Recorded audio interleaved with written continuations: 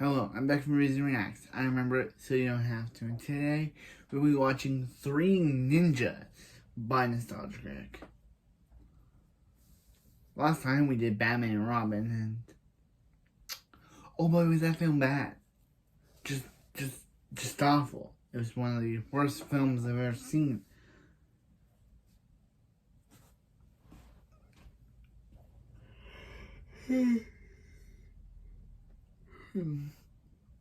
Now today we got Three Ninjas,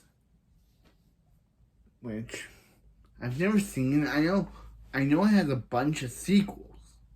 Three Ninjas has a bunch of movies after this. They must have really liked this film franchise for it to get a bunch of films. But let's see if Three Ninjas is actually good, or is it just, or should it go and then, or should it just Three Ninja, or should the Three Ninjas just vanish? Let's find out. Hey, Critic. Remember, so you don't have to. You know, it's often funny to see movie studios try to rip off popular box office hits to try to make a quick buck. Take, for example, the year that gave us Home Alone and Teenage Mutant Ninja Turtles. Both of these films were gigantic blockbusters as well as family-friendly. So Touchstone Studios got an idea.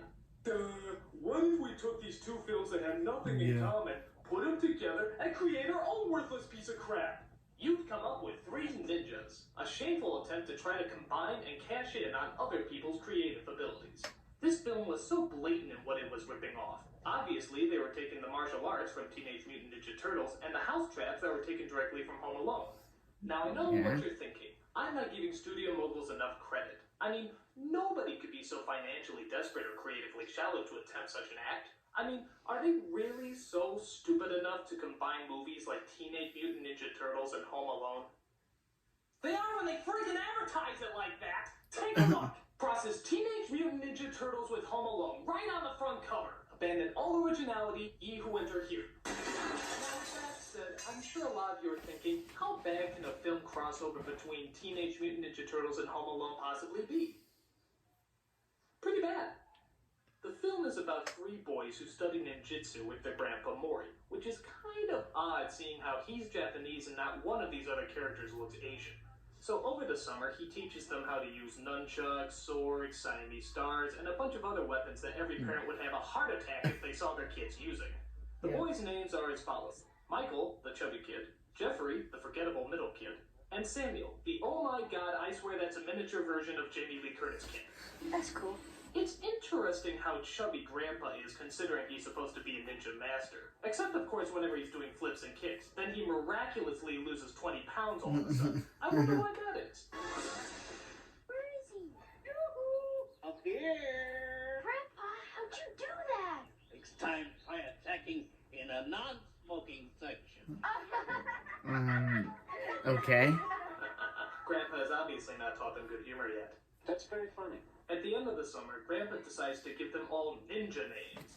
You shall be known as Rocky. You shall be known as Coke.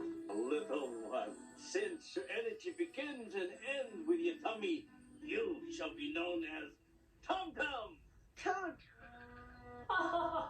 Grandpa likes to make fun of other people's shortcomings.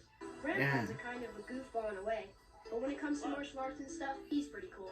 Yes, the line between goofball and senile insanity is often a bit Don't be overconfident. Now, the kid's father is an FBI agent who's after the sinister crime boss Snyder, who apparently deals with trading killer weapons designed by Nerf. Nerf.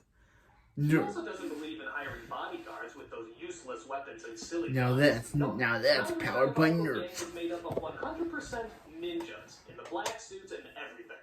Well, I have no idea how this is going to connect to the story with the three boys, but let's just wait and see. Their father always comes close to catching Snyder, but always manages to just miss him. I'd love to stay trapped, but I've got to fly!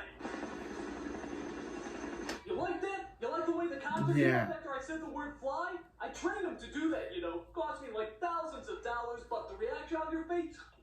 Totally worth it. You're a geek. Then Snyder actually drops by Grandpa's house and asks him to train his evil henchmen because apparently they have some history together. But because this movie He isn't looks going like to have any he semblance looks of plot, exactly like Sunny Terry decides to Silver attack from Grandpa and the three boys. from Here, the Critic boys 3. find out another ancient secret about martial arts. Apparently, Maybe that all was in ninjas are made out of during cartoon Critic sound 3's era. Evil ponytail business mogul. You know, on a Evil side note, I people. should point out that the philosophy of the ninja is to blend into your environment, not stick out like a sore thumb. Yeah. You're only supposed to wear those in the dark, you morons. Shut up! So the boys actually do live a semi-normal life, or as close as possible given the circumstances. They go to school, they have odd-looking girlfriends, and they even have bullies they have to put up with, or the closest thing this movie considers to be bullies. Yeah, little horsey, how about some hay? Seriously, how come movie bullies are always so lame? I mean, look at these guys. They look like a mix between Fat Albert and the Little Rascals. In yet another pointless scene, the boys challenge the bullies to a basketball game in order to win back the bike of one of their girlfriends. How many points to a game? 10. Duh. Fine, we'll spot you 9. You take first out. Cake. What? Did they just say cake? Cake. I think you're trying to say K, but Is that it just sounds. jump out dimension or something? I mean, when did cake become a form of popular slang? Good God, it's like the writers just didn't care anymore, and so they started tossing out random words, just praying to form a sentence. Yeah. Cake? That's like in the middle of a sentence, me just suddenly shouting out, stuffed cabbages. Why? I don't know, because it makes about as much sense as cake. So obviously, the boys beat the bullies and get the girlfriend's bike back. I wouldn't mind this scene so much if it wasn't for this one certain part.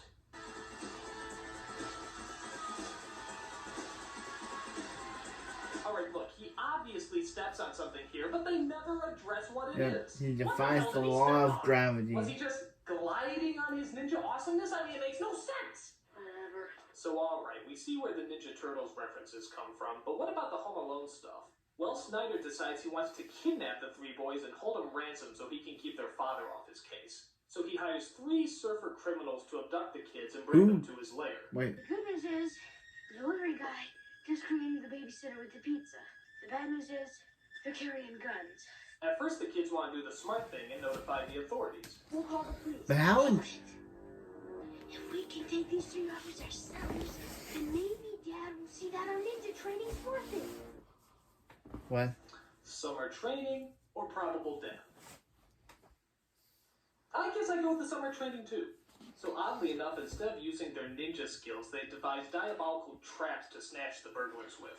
I love how even though they were notified of the burglars' presence just a few moments ago, that they somehow put together a plan that actually has phases. Prepare for phase 1. Okay, phase 2. They were in there for like 2 minutes. How can you come up with a plan that has phases to it? It's a very good question, gnarly one. Look at this. One of them actually does the Home Alone phase here. I mean, that's how much this movie doesn't give a crap. This really sucks. Half of these traps don't even make sense. I mean, how can you slip on jelly beans for crying out loud? Wouldn't you just squash them? And for that matter, how come everybody carries a gun but never uses them? Does this movie exist in any realm of reality? Yeah. It's sensitive. After a while, Snyder's ninjas show up and kidnaps the kids. Dude. After learning about their kid's abduction, their parents realize there's only one logical solution. A short, balding senior citizen who studied more Japanese than he has Japanese martial arts. Oh, that's reassuring. So rather than send in a SWAT team of qualified professionals, it's Grandpa Maury who's gonna pull off the rescue. Yeah, I know, just go with it. So the kids are being held on a cargo ship crawling with second-rate pajama-wearing ninjas. They think up an idea to get out of their cell by tricking the guard into thinking the telephone is for him. This is a phone check. Is that you, Frank? Why is the telephone operator wearing a ninja suit? I mean, what is the point?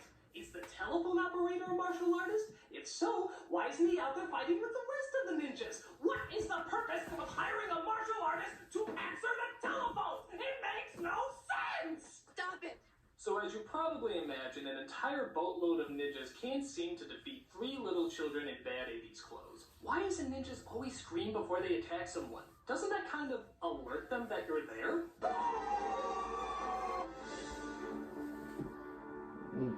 No, this guy. Whoa, Is who's there? this guy? Yeah. Kind of looks like an Asian Joker or something. Holy shit, this guy's psychotic. What the hell is he gonna do? Oh. He's literally just gonna fail his job? Well, thank you, movie. Thank you for ruining the only possibly cool character in this entire film. You've dashed my hopes yet again. My Yeah. apologies, my good man. After fighting like a zillion ninjas and an oversized bodyguard, Grandpa shows up to take on the evil Snyder in a one-on-one battle. And this is the portion I like to call Spot the Real Grandpa. Let's see here. Stuntman, Stuntman, Stuntman, Grandpa! Stuntman, Stuntman, Stuntman, Grandpa. After a while, Grandpa starts to tire and eventually starts to get his ass kicked. But just when it looks like he's down for the count, Grandpa still has one ace up his sleeve. Jellybean. Jellybeans, my one weakness. So Grandpa defeats Snyder, the FBI shows up, the kids are reunited with their parents, and they all live happily He's ever dead. after. What did he friggin' do? But wait a minute, that name looks kind of familiar. John Turtletop, Turtletib, whatever? How come I know that name? Holy shit, this guy's actually done a lot of movies, including Phenomenon, While You Were Sleeping, Cool Runnings, and even recent blockbusters like the National Treasure movies. So how the hell did they get stuck doing this piece of shit? I mean, what exactly does this all mean? It means get out of crap as fast as you can. The other members of this movie didn't take that advice, and where did they go? Three Ninjas Part 2, 3, and 4. One of them with international sensation Hulk Hogan. Hulk So always Hogan. remember, kids, quit while you're in the position of quitting. Like I should have quit watching this movie an hour and a half ago. It's stupid, uninventive, and reminds me of just why two film franchises don't make a right. Besides, it's obvious what the Ninja Turtle Home Alone crossover movie should have been.